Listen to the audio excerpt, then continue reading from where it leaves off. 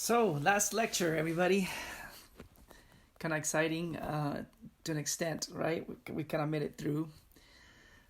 So here we are, wrapping up Gonzalo Santos, Runa Fibre, and I know that it was pretty dense reading, and I wanted you to kind of get a feel for your ability to be able to read that kind of material, because my hopes is that you, as you move on in your college career, you're no longer as intimidated and engaging such readings and analyzing them and then breaking them down and associating them to the material that you've been exposed to, for some of you, since 201, or those of you who this is your first time taking a introduction to Chicano class, in this case at 202.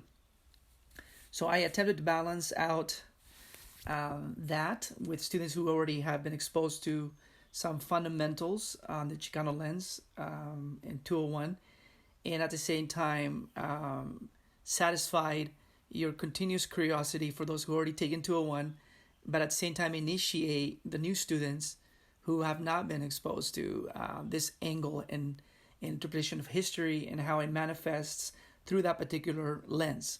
Now, obviously, I call it the Chicano lens. There's multiple lenses. There's the Western lens. There's the Chicano lens. But these are all like labels that I came up with to sort of describe these processes of critical thinking. There's other kinds of lenses. There's an East Asian lens, right?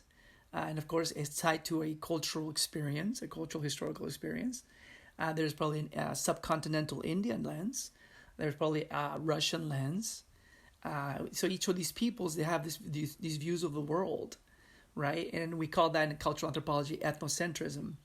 So the Chicano lens obviously has a focus on the experience of brown folks, descendants primarily of native people and to an extent African people, who have experienced a particular degree of different oppressions and obstacles towards upward mobility within the white supremacist capitalist system. Now, Gonzalo Santos, in his last 4 pages, he is brings up a couple of points that I think are salient in the context of the power of labels, the power of trapping people with labels, and creating a particular reality because of those labels. And of course, we can talk about stereotypes that go along with those labels. And so he's encouraged us to take it back, to take that power back. Now, he offers this funny sounding word, runafibre, as an option. But I don't really think he's serious about making it a universal label to embrace. I think he's just using it as a prop to get us to think about the labels that we've been contending with for 500 years. The different labels across time. And, in this particular pages, he breaks down the word Hispanic and Hispanization, of which sabotages the attempts by the Chicano people and the Puerto Riqueño people to embrace their own grassroots born from the people, their own label, and take pride and construct their modus access mundi around those labels, as the Chicano people have and as the Puerto Riqueño people have. The Hispanization, that those labels have, what they do is they attempt to sabotage the power of a grassroots attempt at creating an access mundi in a more, a more nationalistic outlook. And of course, this was the dream Puerto Riqueños of obtaining self-determination, and Chicanos obtaining a homeland called Aztlan. It was a dreaming phase, if I want to borrow from the steps by Poca Lanu in the colonization essay that I exposed to you on 201. That dreaming phase of imagining an autonomous territory where brown people would get rid of white supremacy, Now, Gonzalo Santos is saying, well, okay, so we can't have our cake and eat it too, right? Just like African Americans have also dreamt of their own homeland within the American continents. So he goes, well, what's the next best thing? Work across ethnic lines. But we first have to break down these colonial labels, which break down these colonial borders. And in the process, we create a pan-ethnicism, pan-ethnic label. And of course, he says Bruna Fibre.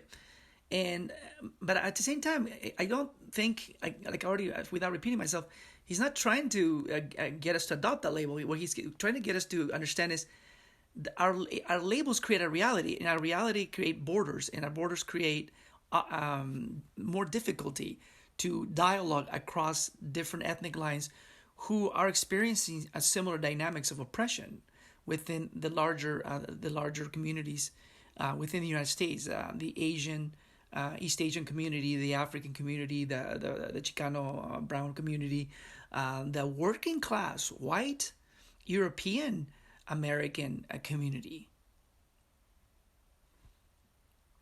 So the other point that I think is important is the tokenism. He doesn't use the word tokenism, but he introduces the dynamic behind tokenism, how those who have participated in the white supremacist systems within their colonial countries across Latin America come here and take advantage of the progress that minority groups have worked really hard to open doors to be fuller participants in their society. And so these folks show up.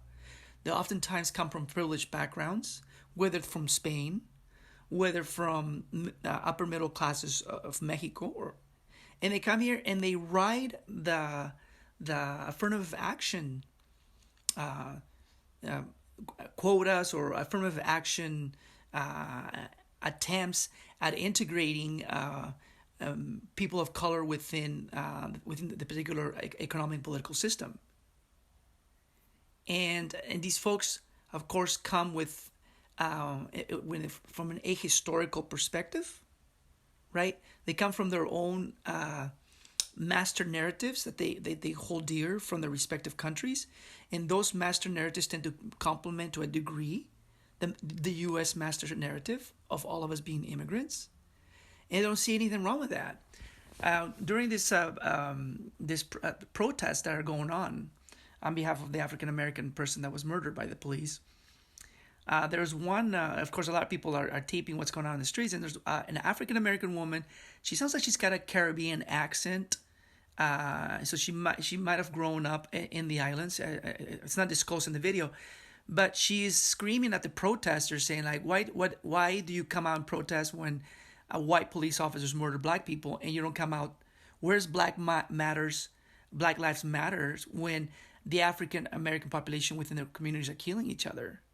Now, on surface, she's got a valid point. On surface, but again, she's an example of having an ahistorical perspective. Somebody who has aligned themselves with the master U.S. narrative. And she's a person of color. And instead of trying to understand the angst, anger, the powerlessness experienced by these communities, she chooses to align with the master narrative, and in the process aligns herself with the white supremacist system.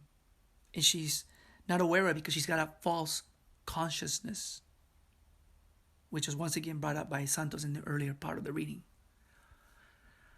So that's I guess the main things that I think that are something to pay attention to as you navigate with your Chicano lens, your Western lens, and as you enter the system and seek to challenge it.